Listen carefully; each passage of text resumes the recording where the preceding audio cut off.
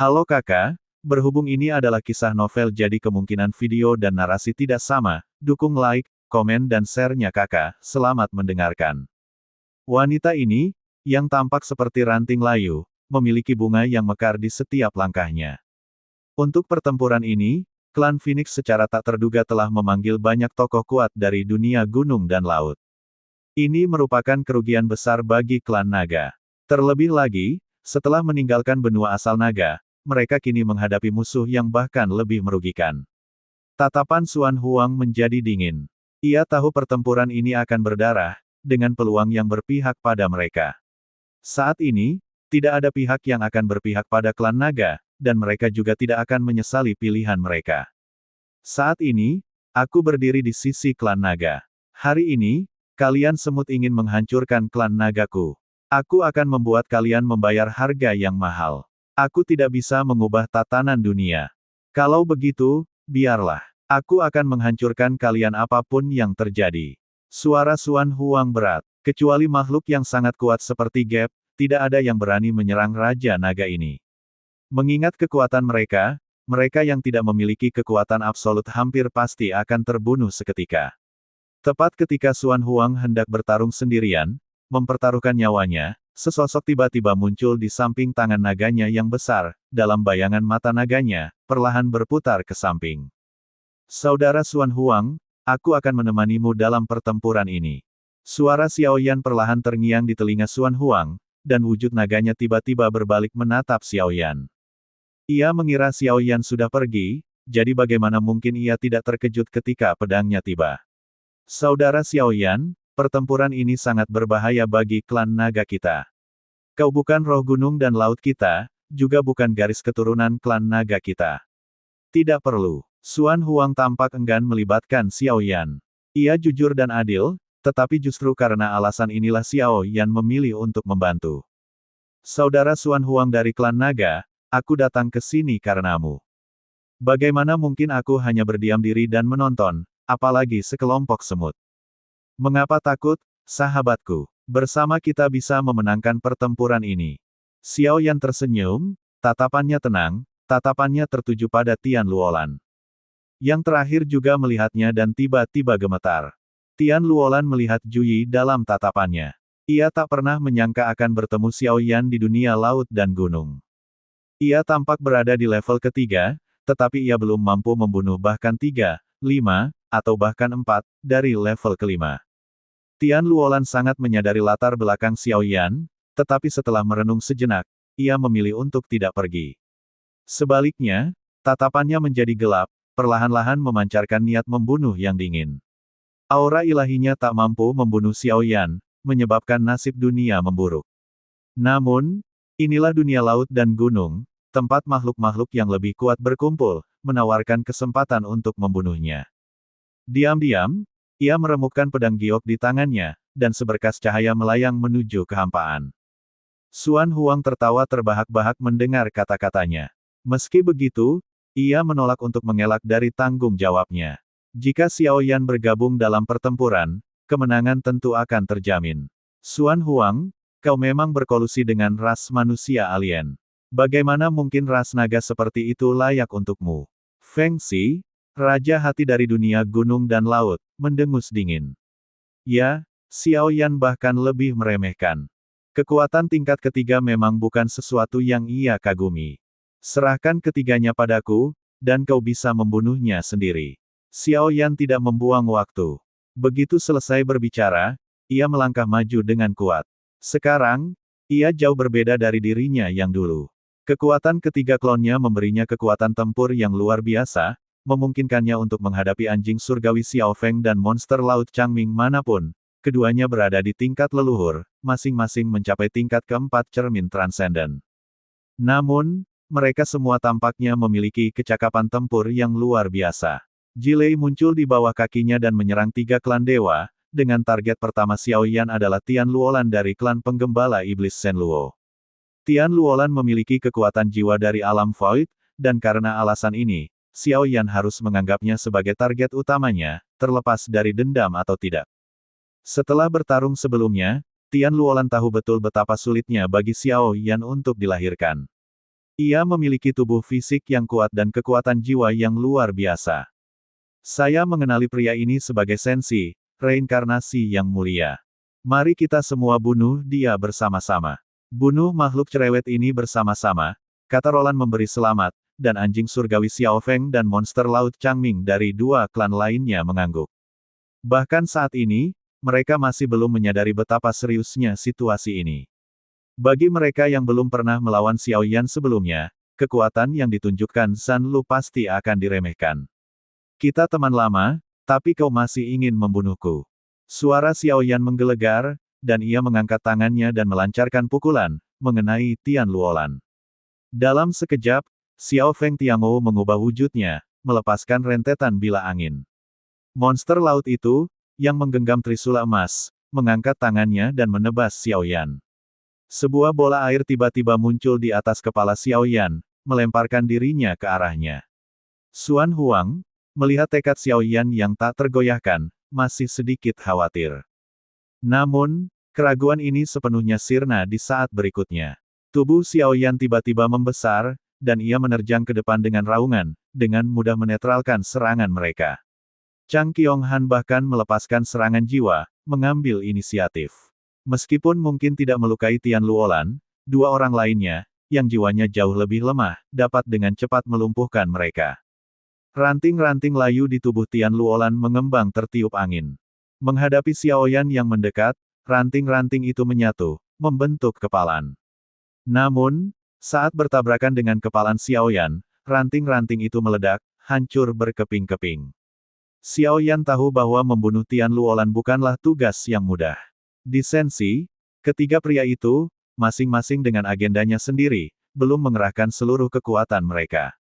Seandainya mereka bertarung mati-matian, Xiao Yan kemungkinan besar akan berada dalam bahaya besar.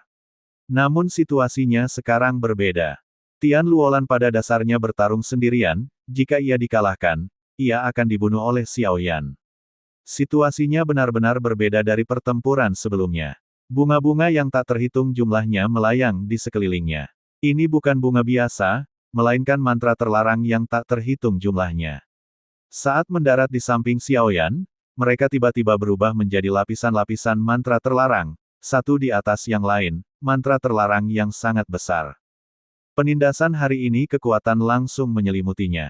Dalam pertempuran itu, aku hanya menggunakan kurang dari 30% kekuatanku untuk memaksamu ke dalam situasi putus asa. Hari ini, kau datang kepadaku atas inisiatifmu sendiri, dan aku akan menghancurkanmu di sini. Hedao Tian Luolan hendak mengaktifkan larangannya yang canggih dan masif untuk menekan penghalang anti-inflamasi, tetapi Xiao Yan tetap tenang.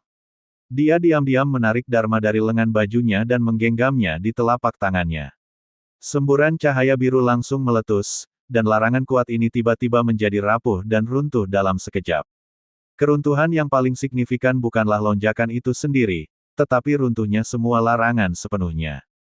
Mata Tian Luolan menyipit. Kekuatan jiwa Xiao Yan melonjak, dan 24 gerbang abadi langsung menyelimuti area di sekitarnya. 24 gerbang abadi mulai berputar, memampatkan kekuatan jiwa menjadi kekuatan yang mengerikan dan tak terlihat. Kekuatan itu menyelimuti Tian Luolan, dan tubuhnya tiba-tiba tenggelam. Rasa sakit yang tajam dan menyengat menyebar ke seluruh jiwanya, seolah-olah ia dihancurkan melalui dagingnya oleh kaca. Tentu saja, Tian Luolan juga memiliki jiwa yang tenang. Dia meraung, dan lingkaran cahaya ungu muncul dari antara alisnya. Tanaman merambat di tubuhnya tumbuh liar, lalu melambai liar ke segala arah.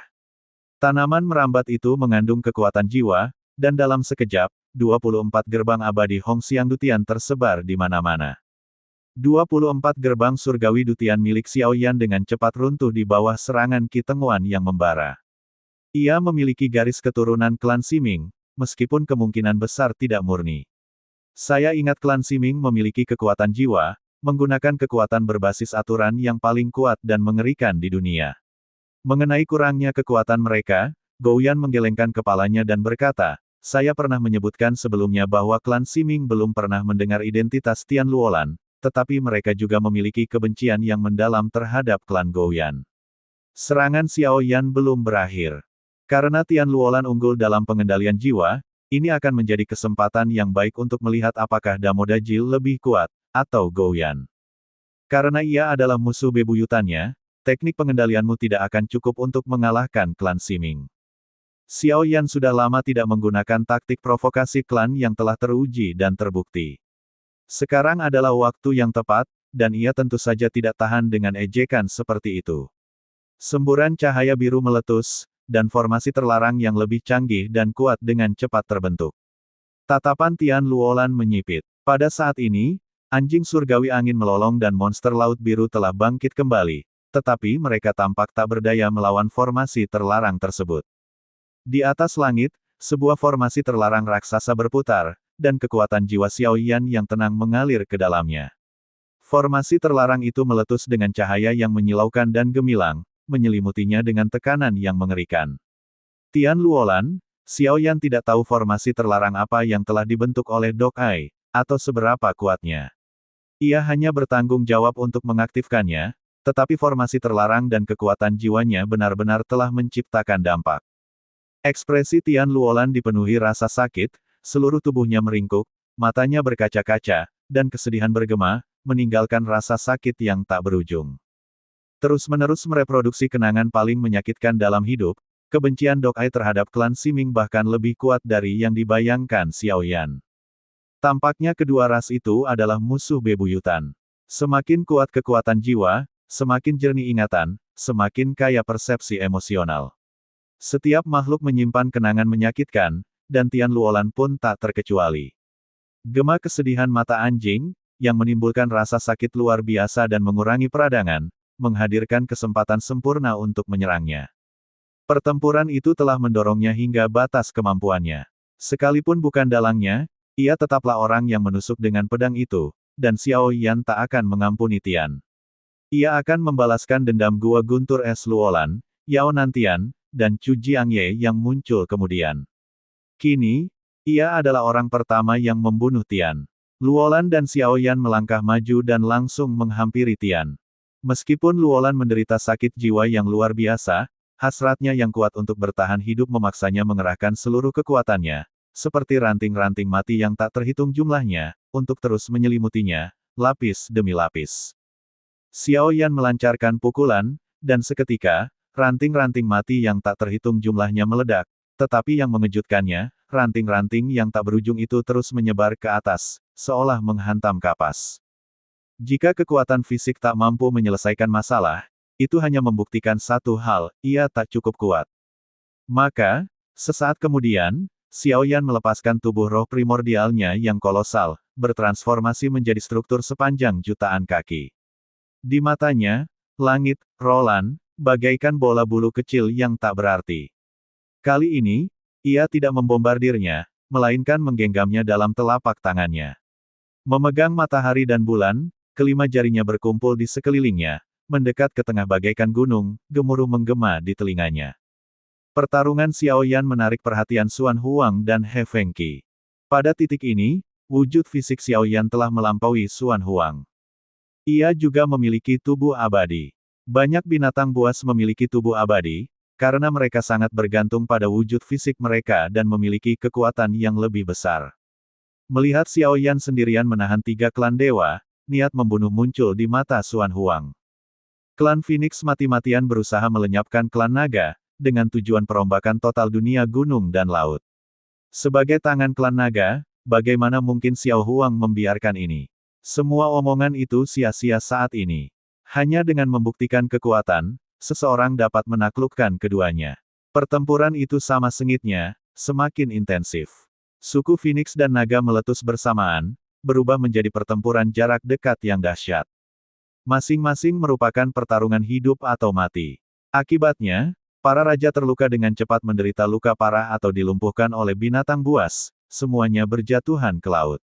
Jika pertempuran semacam ini terus berlanjut, jumlah raja terluka di kedua belah pihak akan terus meningkat ke tingkat yang mengerikan. Kerusakan pada masing-masing ras akan minimal. Di pihak Xiao Yan, kelima jarinya membentuk kepalan tangan, kekuatan yang tampaknya mampu menghancurkan segalanya. Tetapi pada saat ini, sulur-sulur layu dengan cepat tumbuh dari sela-sela jarinya, dengan cepat menyatu menjadi wujud Tian Luolan. Matanya sekarang merah padam, seolah-olah ia bertekad untuk melawan Xiao Yan sampai mati. Tiba-tiba, ia mengangkat lengannya, dan sulur-sulur layu menjalar dengan kecepatan luar biasa, seakan mengancam akan menyelimuti seluruh dunia. Alam jiwa Shen Luo, sebuah keterampilan bertarung dahsyat berbasis douki jiwa, mencapai alam transendental. Xiao Yan langsung terhisap ke dalam dimensi jiwa Tian Luolan, serupa konsepnya dengan alam ilahi abadi, yang seakan diciptakan oleh jiwa. Keluar dari wilayah kekuasaannya, Tian Luolan menyerbu ke arah Xiao Yan. Xiao Yan sedikit mengernyit, lalu melancarkan serangan dahsyat. Tubuh Xiao Yan bergeser, wujudnya yang besar menyusut dengan cepat, namun ki dan darahnya tetap tak berkurang. Ia mengembun menjadi wujud sejati raksasa, melampaui roh primordial cermin kuno. Ini memang bisa dianggap sebagai teknik bertarung transendental, tetapi teknik ini hanya digunakan untuk mengubah wujud fisiknya, memberinya kekuatan absolut sekaligus fleksibilitas absolut. Ia meninju Tian Luolan, seluruh wujudnya langsung meledak menjadi debu. Namun sesaat kemudian, wujudnya mengembun kembali, seolah-olah Xiao Yan baru saja menghancurkan ilusinya sendiri. Mencapai level kelima bukanlah tugas yang mudah. Jika ia bertarung sampai mati, ia harus sangat berhati-hati dan tidak lengah. Xiao Yan menatap tajam Su Jing, jiwanya mengerut untuk melindungi inti dirinya. Kedua lawan memiliki kekuatan jiwa yang dahsyat. Xiao Yan juga menyadari taktik lawan, dan karena itu lebih memahami bagaimana ia mencoba mengalahkannya. Jika ia diserang oleh jiwanya, yang melukai jiwanya dengan parah, tidak akan ada cara untuk pulih. Tak lama kemudian, cabang-cabang dan tanaman merambat yang layu, seperti rantai besi, turun dari segala arah. Seluruh ruang tertutup pola ini. Duri-duri tajam tanaman merambat itu perlahan-lahan melingkarinya. Xiao Yan segera mengeluarkan dharmanya, mencoba menembus ilusi-ilusi yang menyerupai serangan jiwa, tetapi cahaya biru itu sia-sia. Ini membuktikan bahwa ini bukanlah ilusi, melainkan ia telah benar-benar memasuki wilayah Tian Luolan, memiliki kekuatan aturan yang benar-benar dahsyat. Wilayah ini mungkin tampak seperti sebuah kemenangan, tetapi juga merupakan pusat jiwa Tian Luolan. Jika dia berhasil menembusnya, dia akan kalah. Xiao Yan tahu betul bahwa jika dia berhasil menembus domain jiwa Shen Luo milik Tian Luolan, dia pasti akan mengalami serangan balik jiwa yang hebat, tetapi menerobosnya tidaklah mudah. Terima kasih sudah mendengarkan kakak dan sudah dukung Mimin di Saweria, link di deskripsi. Semua cerita sudah Mimin simpan di playlist supaya bisa kakak ikuti. Bila suka cerita Mimin jangan lupa subscribe channel Mimin dan share channel Mimin ke seluruh penjuru benua. Terima kasih.